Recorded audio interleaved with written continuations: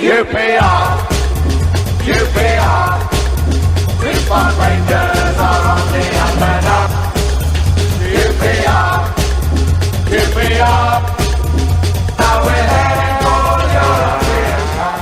Hello and welcome to Open All Hours, a QPR podcast. I'm David Fraser and I'm joined by two other QPR fans. With me tonight, both debutants. Yep. Both debutants. Yeah. Both debutants. We've got a bit of a strange setup. You two aren't strange, but it's very strange. Can you hear that noise? That noise is not Paul Finney. Paul Finney is missing his second podcast in a row, I think, for the first time ever. Disgrace. Absolute disgrace. Tumbleweed moment. Yeah, exactly. As everybody switches off or switches on, depending on your Paul Finney persuasion. So we have Graham Robinson. Hello, everyone. And Dave Barton. Hello, good evening. Both first timers. And for some reason, we've decided to put a microphone in front of Gabe, our engineer. Hello. I think we've only done that because we have a spare microphone. That sounds about right. You're this mythical figure who we like get 2 tweets for a year. It's nice.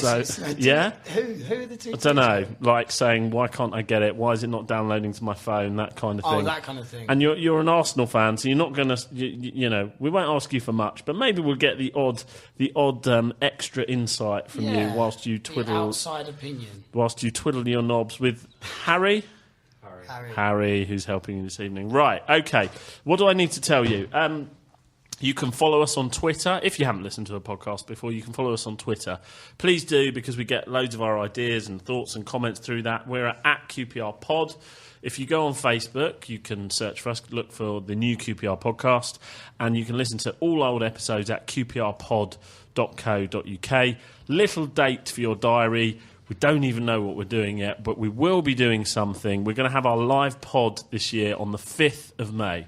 So all details will come in due course. We'll put the tickets on sale. We'll say who we've got. We believe it's the same day as the mayoral election, but only one place to be on that night. So 5th of May, and we'll give you loads more details as we go along. Right, we need to talk about the football team that is Jekyll and Hyde personified. Queen's Park Rangers. A couple of us were at the game on Saturday. Dave, you were there. What did you think? Yeah, I was there. Well, when the team was announced, we heard the team come through in the pub, and I kind of thought we'd struggle when I saw the team. There was no Phillips, Hoylett, and Poulter as well missing. I thought what was weird about the way they picked the team wasn't kind of that they were missing. Hoylett just had a child, hadn't he? So you can see why he was missing. But they changed the whole shape of the team. So rather than Cherry playing off the striker, they put him on the wing, and he looked a bit out of sorts there. And they had an extra man in midfield. So then Luongo kind of didn't really get involved as much as he did the week before. Kind of didn't really work. I didn't really understand why he didn't play. Why did he drop Phillips? I don't know. Why did he drop Phillips if Hoylett wasn't going to play? I didn't really get it, because he come on for half an hour, didn't he? Yeah, yeah. See, we did look like a bit more of a threat than we had at that point. Well, we had more width then, because Cherry was always trying to come inside all the time, because that's where he plays. Yeah. So we had no width when he was coming inside all the time. I didn't really get why they didn't just play Petresso on the wing. I know he's only a kid, but why not play him? When he's playing MK Dons, why not give him a go in that game? And then you can keep the same shape as the week before, and, you know, may well have worked. It just, you know, I thought, we said earlier, we played all right in the first half. It was a bit boring, but damn, they weren't dreadful. I thought we were going to win when it got to half-time, but second half they were just awful. It was so poor. And great line on Junior Hoylett I saw on Clive's piece on Loft for Words, saying that he had his kid on Friday, which proves that he can produce an end product after all. Nicely done. Yeah, nicely said. Yeah. Graham, what did you reckon from how we got on? I think it's strange that every now and then we just completely change, not just the team, like the formation, but all the players in it as well. It just seems to come with no warning whatsoever. Like a game like that, where you come along to the game like an hour before, the whole team's changed, the formation's changed. You've got no idea where everyone's going to play. And then the next game, I'm sure against Derby, it's probably going to go back to our, you know, like what we'd expect, you know, like with Phillips and Hoylett playing and everything like that. It's just a bit odd. Do you think he knows what he wants? Yeah, I'm not sure. I don't know if we sort of like see some of these games that we're just going to kind of, experiment in that game, but then which ones we experiment with, which aren't we? I don't know. It was almost like after the Birmingham game, that's it now. It's clicked all of a sudden. We've kind of got it together.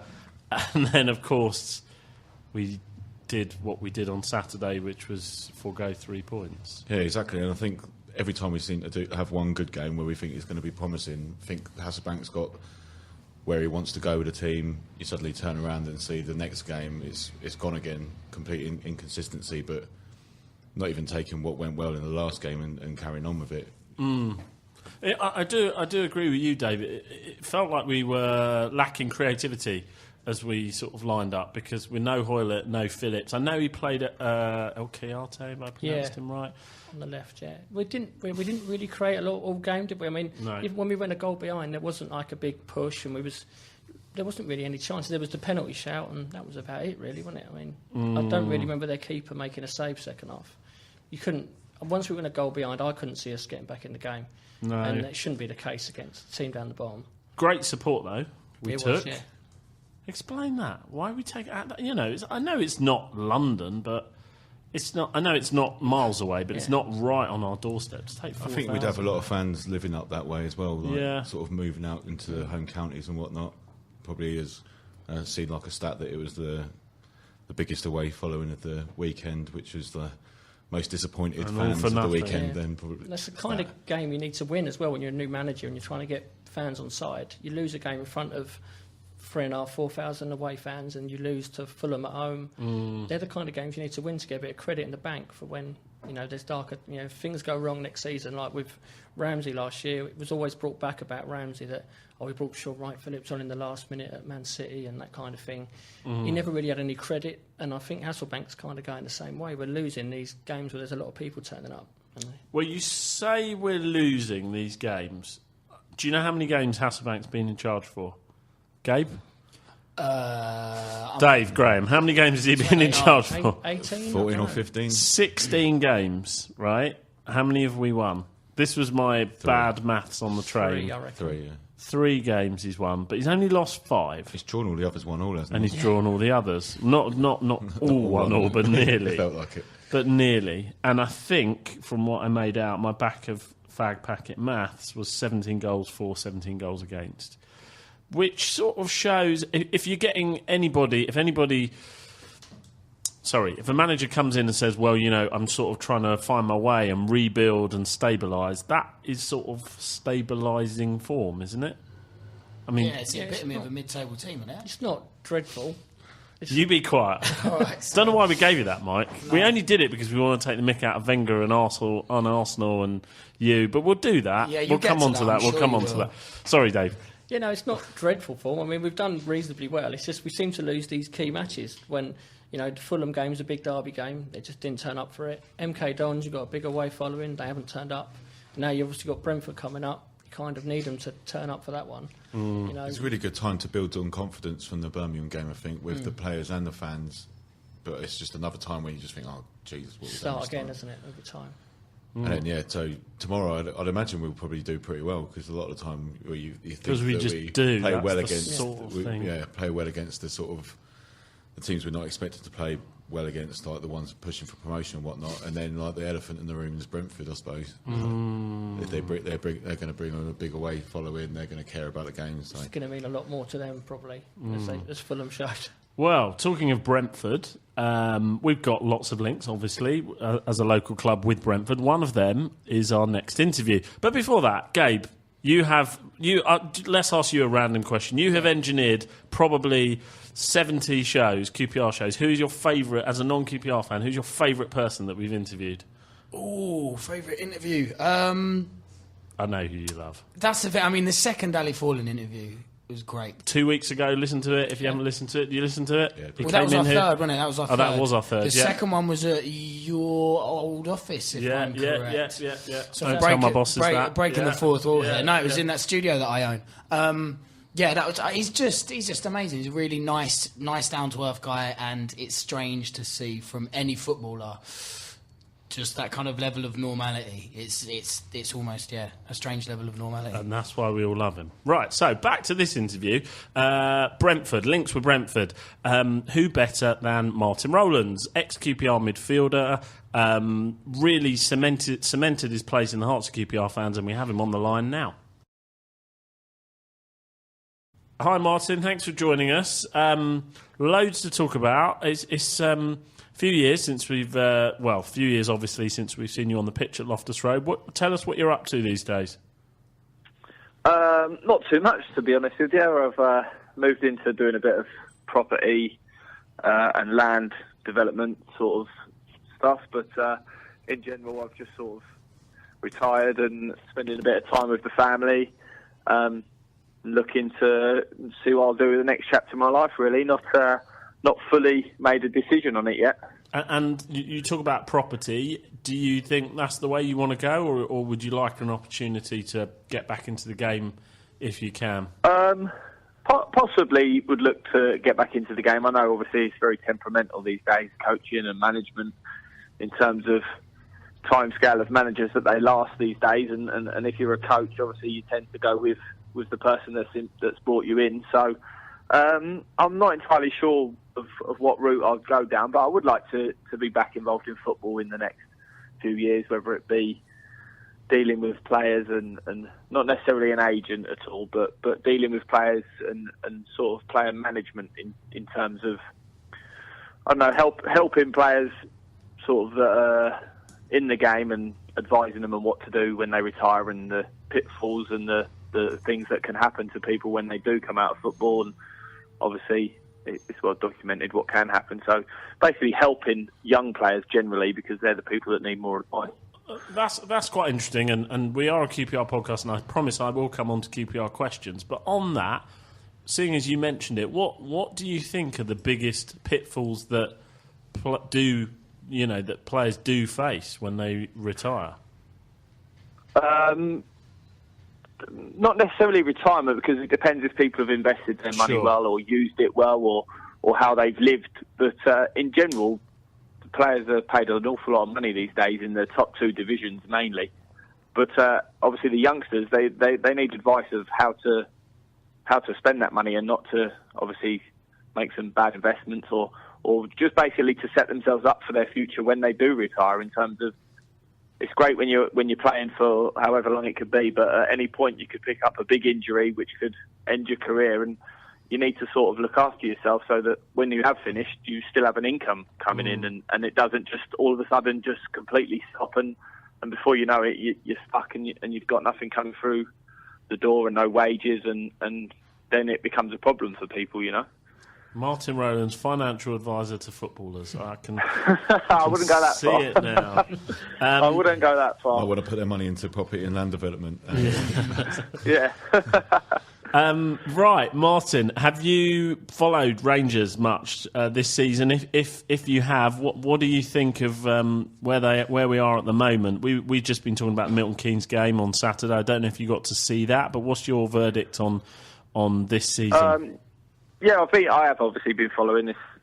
It's my club now, so it's in terms of where we are, I think it's in the transitional period, obviously, with the changes and the way the club's trying to bring through younger players and get rid of pretty much the squads that have been there for the last 2 to 3 years that have sort of ate a lot of the club's money and stuff, and they're trying to go down a route of bringing in younger, hungrier players, and obviously they're looking at enhancing the youth section at the club to bring through homegrown players, which is obviously brilliant for the football club. But I do think that's going to take a long time to set up and to get running how the club would like it. But in terms of how the club's been doing and performances, I think it's been very hit and miss all season, really. I think obviously the week before, good result at home to Birmingham, 2-0, and then you go to MK Dons, and by all accounts, I didn't see the game. I'm going on what I've spoke to supporters who have seen it and been, and the second half was not too good and not good watching. So, what I'd like to see, and what I'm sure all the fans would like to see, is just getting the hunger back for the players, and that desire and that hunger and that fight and will to win and giving 110% all the time, which the games I've sort of seen, I think it's been in fits and starts, but not consistent enough. Seeing that desire and that hunger. You're talking about presumably. I mean, you played in that period in the early noughties with kind of the likes of Bircham and Gallen and some guys that really, and you of course, and Lee Cook, and guys who really cared about the club and were fantastic players, but also almost took that passion onto the pitch with them. Are you saying you think that's been lacking even this season? I think at times it's been lacking. I think obviously there's a huge wage bill still, and people on huge wages, and that's. I mean, obviously at that period, that era, which we all sort of came together in, was a bit of a freak because we all sort of came together at a period of time with Ollie as manager, who sort of epitomised what we sort of did and what we were, and we sort of managed ourselves in terms of that, and everyone just bought into the ideas and how we was. That's not going to happen all the time. I mean, that's quite freaky for it to happen and all feel the same way and all bring that to the pitch. So, but it's just you're not seeing enough desire and hunger and leadership and passion, whether it's for the club that you're playing for or whether. But I mean, your personal pride. Obviously, there's been games on the TV that have been on, and you just think, where's the fight and the hunger? And these are London derbies, and you're not really seeing any big tackles made. You're not seeing any. It just sort of looking from the outside in as not being part of it anymore. You're just thinking, where's that G up? Where's that drive and hunger? And I just think once that comes back, the fans' passion will come back, because obviously it's hard for the fans at the moment going to watch very inconsistent performances and results. Hey Martin, when you played under that team with Ian Holloway and Bircham and Cook and Gallen and everything, did you realise at the time that it was quite a unique situation, and did other players coming into that team, did they realise that there's something quite special here? I think when you're playing, you're just in that bubble, aren't you? You're just there all the time, and it just rolls along. I think when you come out of it, or when people leave, that's when you sort of realise that we had something special there. If we could have just added a few bits to it, we could have pushed on again maybe. But when you come out of it, and you look back, like sort of as you move on through your career, and you look back, you think, God, that was special what we had there, and that was a special 2, 3, 4 years that we all had together, But at the time, I think you're in a bubble playing, and it's enjoyable, and you know that you're bringing that to the table every week. But as players, I don't think we necessarily totally realised it at the time. But it was an enjoyable time to play, and it was enjoyable for the football club as well. The crowd was all seemed to be together. They knew the passion was there every week, and you just saw it, and it bred through. And obviously the fans were fantastic, and I mean, it was brilliant just walking out on a Saturday back in that day. Yeah, Martin, of the current QPR side, do you reckon any of them would get in that team from 2004? That's a good question. Obviously, there's some good players there, but I wouldn't have swapped any of that side for the side there now. If I'm being 1,000,000% honest, I wouldn't have swapped any of that side. And I think... I mean, Shitu and Anua at the back would have been... No one would have got past them, would they? Yeah, that's what I mean. But then you could pick out a few players and put them in, and they would work. But obviously that's an era and a period that's gone. I mean, people probably would say it of our era and the era before of players, and obviously you can't look at it like that. It's just about the club moving forward and progressing again now after going up and having the good times and getting to the Premier League, coming back down, going back up to the Premier League, and now it is in a real transition of basically shifting on players and moving them on, which has happened over the last year, and bringing in the new ones and the new crop with the new management and background of the club and the staff to hopefully progress again. And I don't think it would be a good thing for the club to get into the playoffs to push on again this year. I really don't. I think it would hinder what the club needs to do if it was to get into the playoffs and get promoted. Yeah, I don't think you need to worry about that, Martin. No, I don't think we need to worry about that, to be honest. But I know you do see people writing it and thinking it, and obviously previously within the last couple of months rather than now, still wanting that. But obviously that is wanted and the success is wanted. But I just think it would hinder what needs to happen. I think it needs to stabilise for a year or two in the Championship, and then with background and the footing of the club on a better level. What? I'm interested to know what you think about Les and that setup, because you talk about the club and the atmosphere that was there in the days that you played, and he played, I guess, if I do some quick maths, 10, 12, well, about 10 years before you, and he talks about bringing back those days when the club used to invest in youth and they had young, hungry players. Do you think he is the right man for that job? Well, yeah. In an honest, I don't know of how it's being run behind the scenes and what Les's total job is and what he has to deal with day-to-day basis. But I know, like you said there, he's a QPR person and his QPR's in him. And I'm sure he wants to bring that success and that hunger and that feeling back to the club. It's not an easy thing to do because, obviously, football's become very mercenary. People are paid an awful lot of money, and if they're paid that money, maybe they don't have that hunger, maybe they're there playing for wages and as a job rather than playing for the shirt and the badge and the hunger and having the players around you, you know? So it's a hard thing to bring back because the way the sky and the money that's in football now, it's hard to get them sort of players. And obviously there's a lot more European players and world sort of players, foreign players, rather than back in that day, especially Les's day, there'd been a lot of British players which all sort of stand up for the same thing, and you have that moral ground which you can all sort of be together with, rather than if there's a lot of different cultures around, it becomes difficult. What's your, I mean, this is probably a really obvious question. What's your best memory from your nearly 200 games with the club? Yeah, I think it's around 200 to 220 games. Best memory is Sheffield Wednesday away. Getting promoted on that day was obviously a very special moment. But there's other moments in amongst it where there was important times of goals that were needed, and obviously playing for QPR and getting my first Ireland caps and things like that. They're all part and parcel of my life. And like, to be honest, I was with my boy today, and he was wanting to watch me on YouTube, watching goals and watching what you do, and it's good to be able to look back at that and be proud of it. Who does he support? He supports QPR, so bless him. He's in for a couple of years turmoil, isn't he? But yeah, he's there and he loves it. So it's all good. Martin, explain this. As far as I know, you weren't a QPR fan growing up, but you can correct me if you were.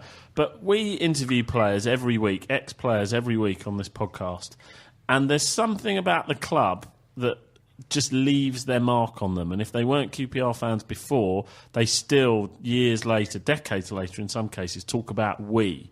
It's almost like there's some weird thing in the club that gets a hold of everyone.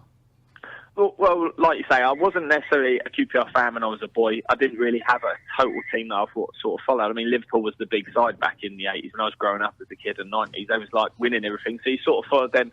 But being local, everyone was QPR, so you'd always follow the results and follow it. And I know all the players like the Bardsleys, Sintons, Les, you know what I mean? Them, that sort of era, and obviously Alan McDonald, who's God rest him, but people like that. And so you followed, and then obviously it comes to the point of when you're playing, and whether you support whoever it is, you support. Once you turn professional or you turn playing, or that sort of focus goes from whoever it may be, because you're playing week in, week out for a different side.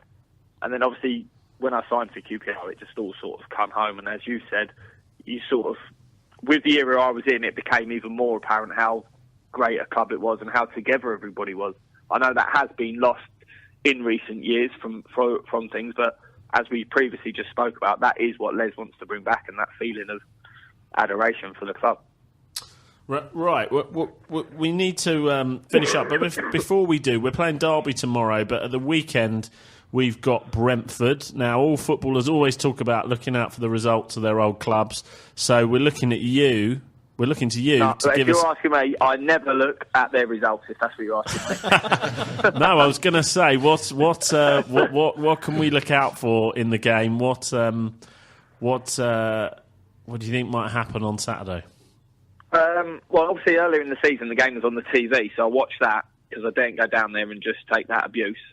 But I watched it on the TV, and all I would say, watching it, it was just one of the most boring London derbies I've seen. all I'd hope that would come from the game is some passion, some hunger, and some tackles to be flying in. Whether you win, lose, draw, whatever, if you show that passion, that hunger, at least the fans can go, well, we gave it everything, we just wasn't good enough on the day. So hopefully you see passion, hunger, and a good performance, and more importantly, hopefully you do get a few points to show some desire and some hunger in a London derby, you know. Give us a score prediction, Martin. I'll predict that we'll win 2-1.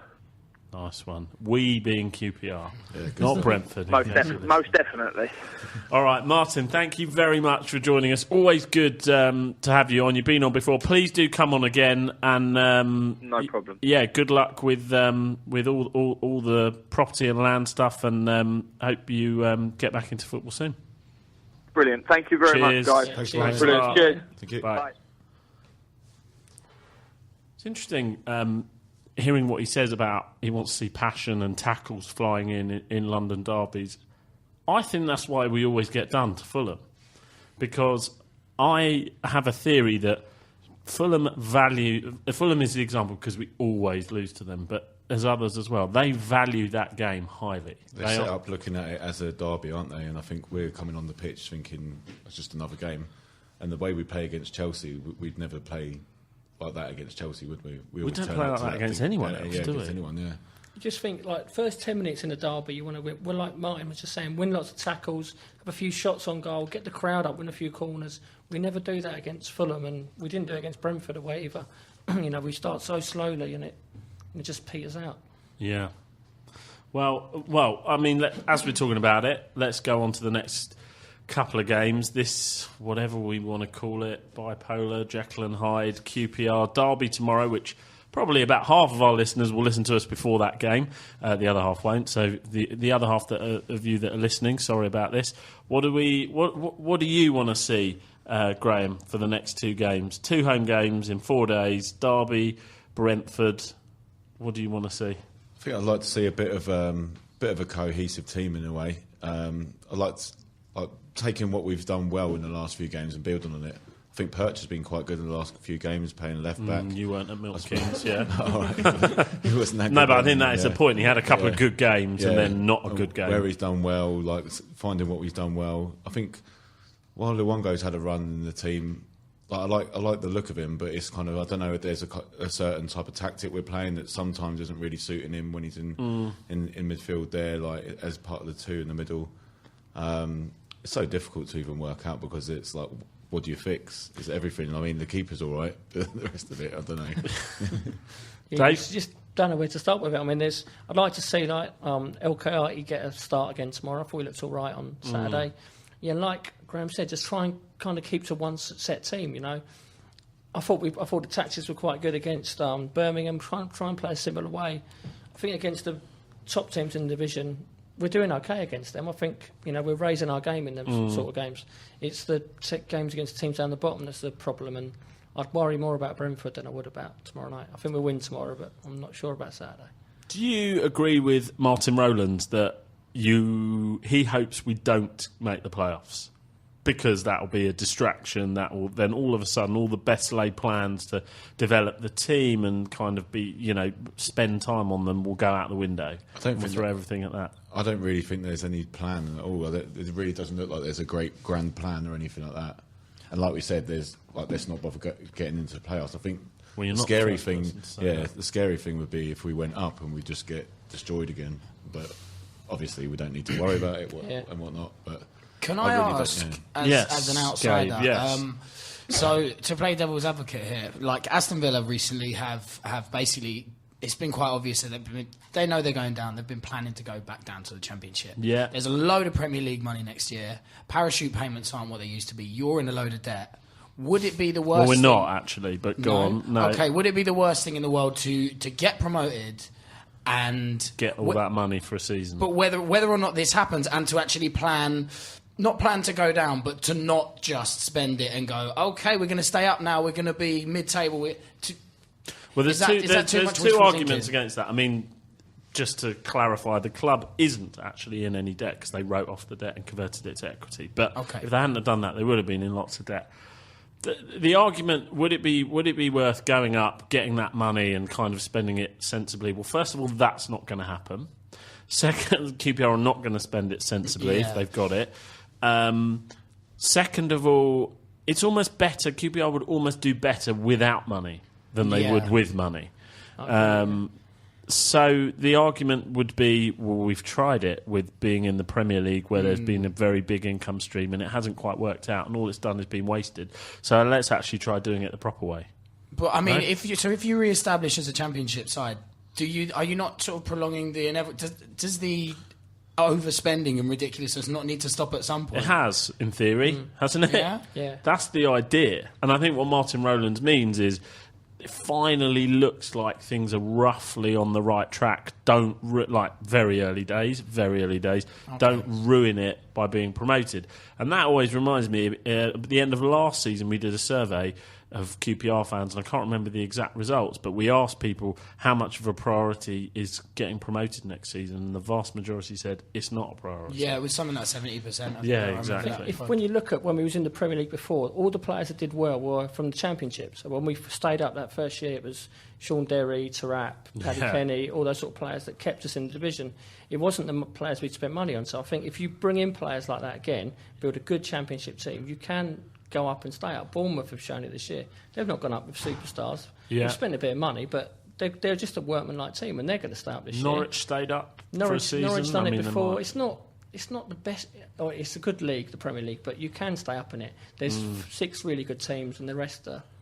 If you're organised, you can stay in that league. But developing a strong spine of the team, maybe, isn't it? And having that character of your team. Do you think we're getting there now? Smithies, Hall. There's a nucleus of a decent Championship team there. It's not good enough for the Premier League yet, nowhere near. But it's Smithies, Hall, Cherry, Lawanga. I think are decent players, but we need so much more to be talking a few about other the players Premier League. getting settled in. Like maybe we haven't seen that much of Washington yet. Exactly. No, little bits and pieces from different players, and you could see a bit of a spine growing there. What do you think of Washington? I mean, he's only started, I think, 3 games, and he's had 6-7 appearances in all. Too early. Each time he starts, he's on his own up front and got no one near him. Saturday, he had no one within 20 yards of him the whole game. So he was so isolated. I think if we actually start him either with Poulter alongside him or with Cherry up near him, you might see a different player. But we were just pumping long balls at his head. It's not his game. He looks like he's struggling at the minute, but I don't think it's his fault really. It feels like Poulter could be a good partner for him. Yeah. Apparently he was unwell. Apparently he was unwell on Saturday. And also Saturday, Junior Hoilett being left out made me think, is he going to call his, I assume it's a son, for the purposes of this gag, we'll call it a son, is he going to call him Junior Hoilett Jr.? Who knows? Right, let's move on to the R's end. So the R's end of the show is anything that we haven't mentioned, haven't thought of, haven't talked about, anything else about QPR.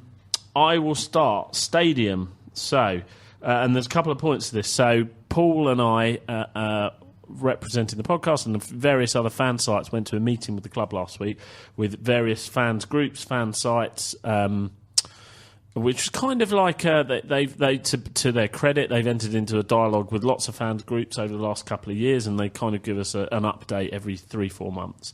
At that one was discussed the stadium.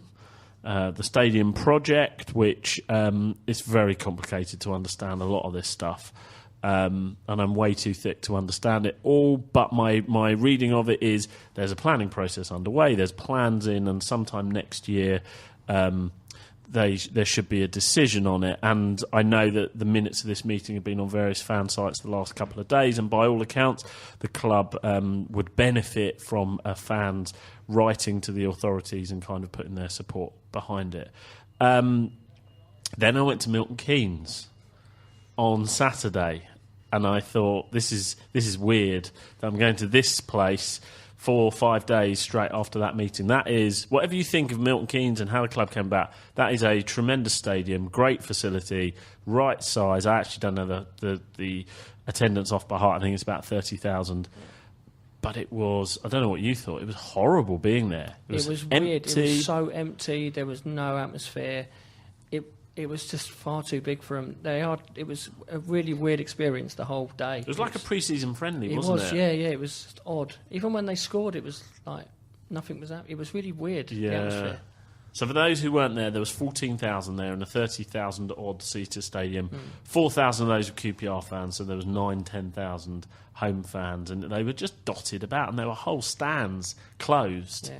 And I sort of thought, new stadium project that goes well, great, goes well. A new stadium project that goes wrong is Milton Keynes Stadium, or whatever they call it. That's the worry. You've seen it with other clubs like Coventry. They've gone into a big new stadium. The team haven't done very well, so it's empty every week. Yeah. And as well, Coventry don't own the stadium, so No. they've had problems with that as well. Now, the club, Lee Hughes, who I have to say is a very impressive individual, and by all accounts seems a very transparent guy, an honest guy, they'll tell you, I don't want to make them sound kind of like the devil with this. They will say that one of the reasons for a new stadium is the non-match day revenue. And I know people who work at Wasps. The Ricoh Arena is packed out every day, and they're making a lot of money in non-match day revenue. But, of course, the flip side of it is when it gets to Saturday and it's empty, it just feels like a funeral procession or whatever it is. It just lacks a bit of character and personality, doesn't it, of the stadium and the team and everything like that, and then like how the fans as a culture as well. I think a lot of us would kind of find it a bit odd, like coming from where we've come from, but that's how football goes. Who doesn't like having their knees up behind their ears every Saturday afternoon? That sounds a bit rude. As well, as an outsider, go honestly, the Emirates, there's definitely some problems with it. I'm not going to talk for too long about that, but actually, looking at QPR Stadium from the outside, it's a great old school ground, and it's traditional. It's got so much history. And do Arsenal fans miss Highbury? Oh, 100%. I've had a wander around in there when someone left the door open a little bit because it's flats. Oh, now. what, the Highbury flats? The Highbury flats, yeah. I mean, just everyone misses Highbury, and it would be a shame to see any stadium like that go. Okay, Graham, you're ours end. Okay, I think just when we were speaking to Martin Rowlands there, I was just thinking back to like the best times as watching QPR as a fan, and that team with Holloway like leading the team, like the different players within it, and thinking so many of them that were like real sort of heroes and that, thinking back. But a lot of those times we were having all sorts of terrible results, like the kind of Vauxhall Motors results and things like that, and there's all sorts of weekends when it was like this was the worst ever team we've ever seen. This season we have the same thing, like I'll be sitting in the upper loft going, oh, that's the worst I've ever seen. But like, hopefully, like and they still surprise you. They keep surprising you. Yeah, keep getting worse. But like, sometimes we're sitting there thinking, right, well, we could be onto something. We could be improving. And I just hope that, like, while Martin said that, that was a real unique situation there, that team that we had, and like as it was building, I think as a club, like if we can build something that's even half of that, through this kind of organic way that we're trying to go through, or even getting sort of lower league players and everything like that, to build something more that we can sort of be proud of would be amazing. Yeah. Dave?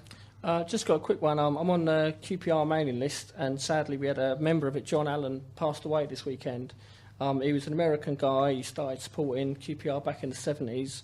He always had a strong opinion on what was happening at the club. He posted recently about Alan Barnes' accident and said he used to attend reserve games with him back in the 80s.